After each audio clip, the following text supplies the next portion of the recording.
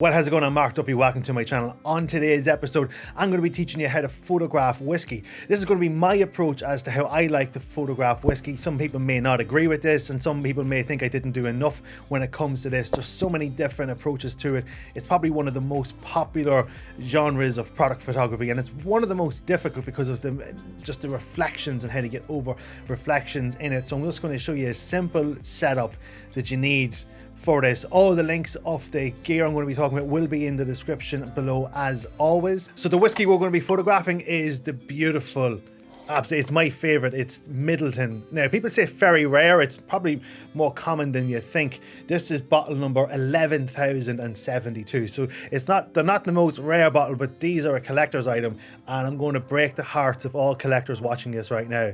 In order to photograph a whiskey bottle, you need to get rid of the label at the back. So this is no longer a collectible item, but it wouldn't be anyway. I would rather drink this than collect it. But these, for anyone interested, these do sell.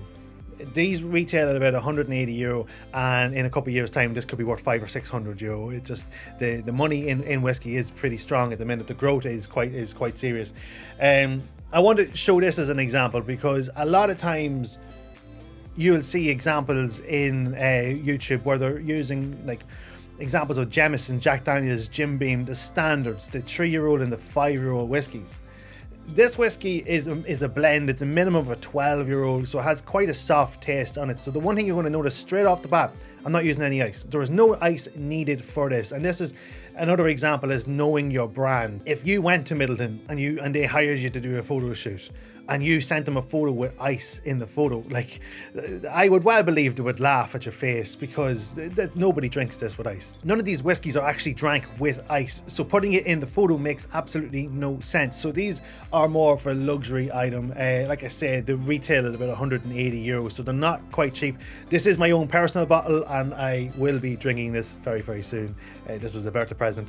So let's get started. You'll see I'm photographing in our unused sitting room in the house, because I need that space for this photo, and I just had the equipment set up for a previous shoot that I was doing for a client. Now normally with photo shoots you'd see with such bottles as Middleton for the Irish whiskey or Macallan for the Scotch whiskey, they'd normally be shot on a black acrylic with the perfect reflection. For this I didn't really want to go for that. I wanted to go for a more bourbon kind of feel, rustic feel, like kind of take the Irish whiskey, the luxury Irish whiskey, and put it into a bourbon setup and see how it actually felt and looked.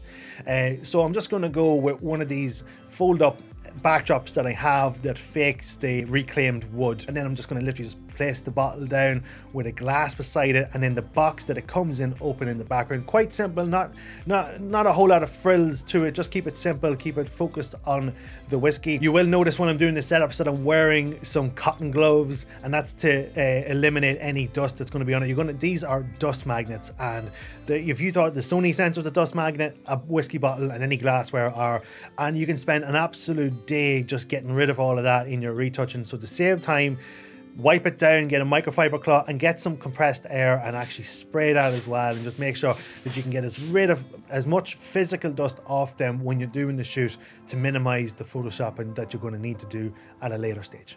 Okay, let's talk about the setup, because that's going to be crucial. This is the difference. This is what separates the men from the boys, or something. Anyway, you will notice this straight out. Once you see this video and you have a look at how I'm actually setting up the lights, you will notice this from now on when you see other whiskey shots and even like video promotions as well. I have it all set up already, so you can see I'm using strip boxes on either side, and then I have them diffused by these giant diffusers, 1.5 meter by 2 meter. What that does is the strip light gives you the light reflection that you want. It's isolating straight onto the bottle, but it gives you these very thin lines, which isn't always what you want. You might want that nice gradient fade around the side of the bottle, and that's where the diffusion comes into. So you shoot your softbox through the diffusion, and then it actually just spreads and cuts off. And the great thing with these strobe lights and most strobe lights is they have a decent modeling lamp, so you can turn the modeling lamps on like I have, and you can move the light, and that will show you how the light will be on the glassware. Then it's just a case of doing some test shots to see what power you need on your settings. So what you'll see me doing here is I'm actually moving the light along the diffusion panel to see what way do I want it. Do I want it backlit where the strength of the light starts at the back and fades off around to the front, or do I want the opposite? Do I want it to start at the front of the bottle to fade on around? And what I found was if I actually positioned the strip box a little bit further away from the diffusion panel and put it right in the middle, it was giving me kind of a halfway light. It was nicely lighting the glass, but it was nicely lighting the bottle as well. The angle that I'm at the bottle isn't the greatest for the reflection. You won't get the full straight lines, and that is literally the nature of the bottle. There's nothing you can do about that, only change the angle. But if you want to top down angle, it's just one of the things you have to deal with. Then it's just a test as to how you want to light the bottle, what you feel it should be. I kind of wanted to go that it was nicely soft lit, but it was kind of natural as well. This could feel like it was in someone's kitchen or somewhere. So I'm not really too anal about it being totally soft like you would see on Instagram, where it's totally 100% perfect. It doesn't have to be. So on one side I'm going to keep the diffusion panel, on the other side I'm not. I'm actually going to get rid of that diffusion panel, and I'm actually going to take the front diffusion off that strip box as well, and I wanted to get it nice and directed and just give it a little bit more harsh light as a proper kicker to the side of that bottle, maybe illuminate out of the bottle as well, get some light coming out from the bottle towards the glass. Now what you will notice is that light that I'm using as a kicker is actually lighting the glass, and you can see that the liquid is being lit lovely in the glass. So one of the things I don't have to worry about right now is using a gold card for the glass, because it's already been lit nicely. And now that we're talking about the glow of the whiskey, you know, that lovely golden glow that you see, the typical glow, you need just two ways you can get that. You can either put a light behind it and shoot directly through the bottle into your camera, which can be a bit of a mess because you're going to mess up the shadows and stuff, or you can use a gold card, and the gold card is just great. You cut it out to the shape of your bottle.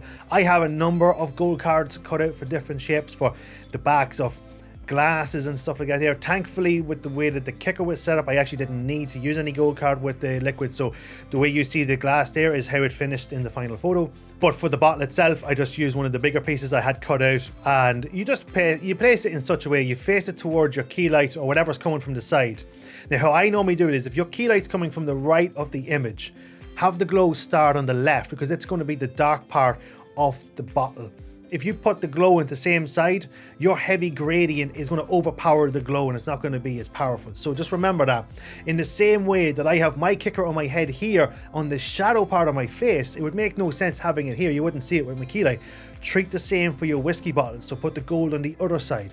And what you do is you just get the card, put it behind the bottle, face it across the way to the key light coming in, and reflect it back at the camera. Now, if you have an assistant, this can be really easy, or if you have like a big monitor like I have, face it out towards yourself, and then like I did, I put a 10-second timer on and then just fiddled around with the card until I saw a nice glow, and then held it in position. Boom, the photo's taken, review it, and if not, take another one, boom, keep on going until you get it. And then what you do is you just Photoshop them in together. Now, if you can prop up the gold card yourself in the shot, that can save the photoshopping. So if you can get it all done in one shot, you can. If you have a look at this example here of the skull bottles that I did for Irish whiskey auctions, and it has to be said, what a cool setup. But that was all shot in camera, all the glows. I had loads of cards all set up within that. There was no editing needed. I actually think if you zoom in, you can see one of the cards where I missed it, but oh well. Keep that to yourself. So what are the settings I'm going to be using on the camera? So I'm using the Sony a7 III paired up with the Sigma 105mm f2.8 macro lens, and with the settings I'm going with the max sync speed, so that's going to give me 1/250th of a second on the shutter speed. I'm going to go with f8 because it's giving me a nice middle aperture. Don't forget that's a longer focal length and I'm pretty close, so your depth of field is going to be a lot shallower, so you need a deeper aperture to combat that. And I don't want the whole thing in focus, I want some of it to fall off. So I found that f8 for my setup was ideal, but you can set to whatever you want. And I have the ISO set nice and low at ISO 200. I hope you enjoyed that. I hope you got something from that. If you did like it, give it a thumbs up. Maybe consider subscribing to my channel and ring that bell to get notified every time I post up a new video. And don't forget to check out my social media. You can find me everywhere under Mark Duffy Photography. And until the next time, later gators.